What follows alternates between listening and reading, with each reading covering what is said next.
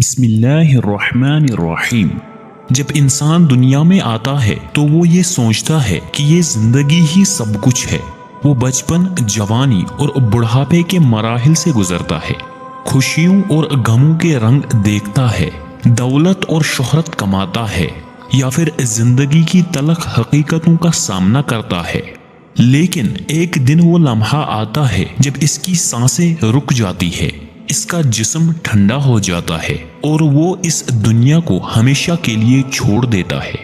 اب سوال یہ پیدا ہوتا ہے کہ کیا مرنے کے بعد انسان ہمیشہ کے لیے ختم ہوگا یا وہ دوبارہ زندہ کیا جائے گا؟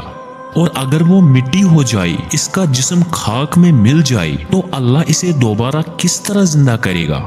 اللہ تعالیٰ نے قرآن پاک میں اس سوال کا کئی بار ذکر فرمایا ہے، کیونکہ یہ سوال صرف آج کا نہیں بلکہ زمانہ قدیم سے انسان کے دل و دماغ میں گردش کرتا رہا ہے۔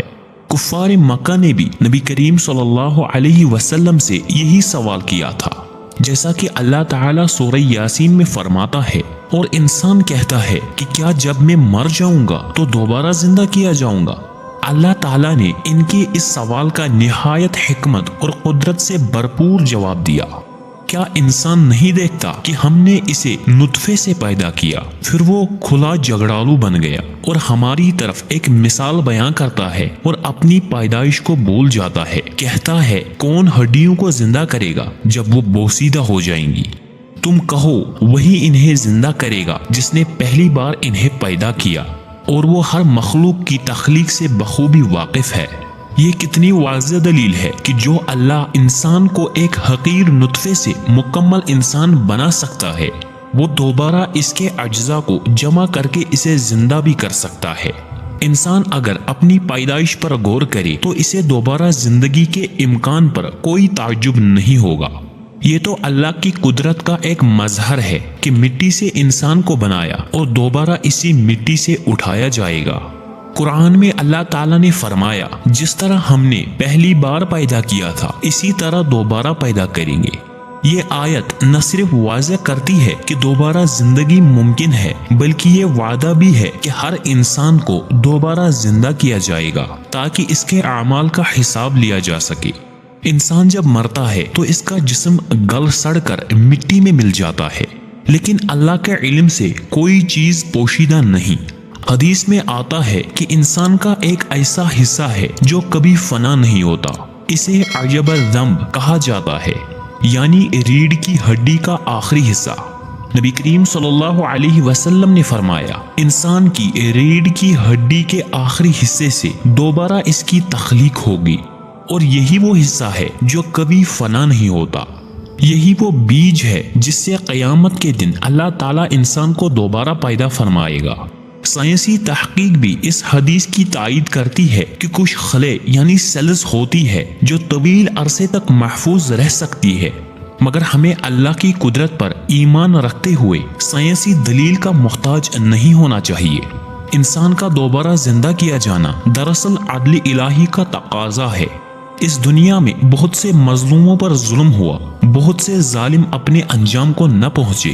اگر کوئی دوبارہ زندہ نہ ہو تو پھر عدل کیسے قائم ہوگا؟ پھر نیکی اور بدی میں فرق کیسے ہوگا؟ اس لیے قیامت کا دن اور دوبارہ زندگی ایک حتمی سچ ہے، تاکہ اللہ تعالی ہر ایک کو اس کے اعمال کے مطابق جزا و سزا دے۔ کچھ لوگ یہ سمجھتے ہیں کہ جب انسان کا جسم خاک ہو گیا، بارش سے بہہ گیا، درختوں میں جذب ہو گیا یا کسی جانور کا رزق بن گیا تو وہ کیسے دوبارہ پیدا ہو سکتا ہے؟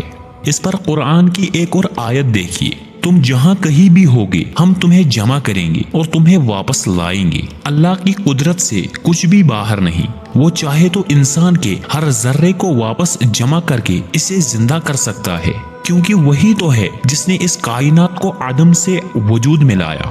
جب ہم اپنے ارد گرد کی دنیا پر غور کرتے ہیں، جیسے سوکھے درخت میں دوبارہ بہار آ جانا، بنجر زمین سے ہریالی نکل آنا، مردہ بیج سے زندگی بھر جانا، یہ سب نشانیاں ہیں اس قدرت کی جو انسان کو دوبارہ زندہ کرنے پر بھی قادر ہے۔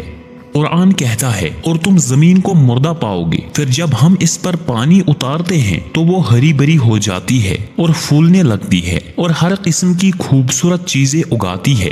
یہی ہے کہ اللہ مردوں کو زندہ کرتا ہے۔ لہذا موت کے بعد دوبارہ زندہ کیا جانا محض ایک فلسفہ نہیں بلکہ اللہ کا وعدہ ہے، اور اس وعدے کی تکمیل قیامت کے دن ہوگی۔ جس طرح اللہ نے ہمیں پہلی بار پیدا کیا، اسی طرح دوبارہ بھی پیدا کرے گا تاکہ ہم سے ہمارے اعمال کا حساب لیا جا سکے۔ اسی لیے قرآن میں بار بار قیامت، بعث بعد الموت یعنی موت کے بعد دوبارہ زندگی، حساب و کتاب، جزا و سزا کا ذکر آیا ہے۔ یہ ایمان کا حصہ ہے، اور جو اس کا انکار کرے وہ دائرہ ایمان سے خارج ہو جاتا ہے۔ محترم دوستو، اگر آپ کو ویڈیو پسند آئی ہو تو ویڈیو کو لائک کرے اور چینل کو سبسکرائب کرے، اور کمنٹ باکس میں اللہ تعالیٰ کے 99 ناموں میں سے ایک نام ضرور لکھیے۔ اللہ حافظ الناصر۔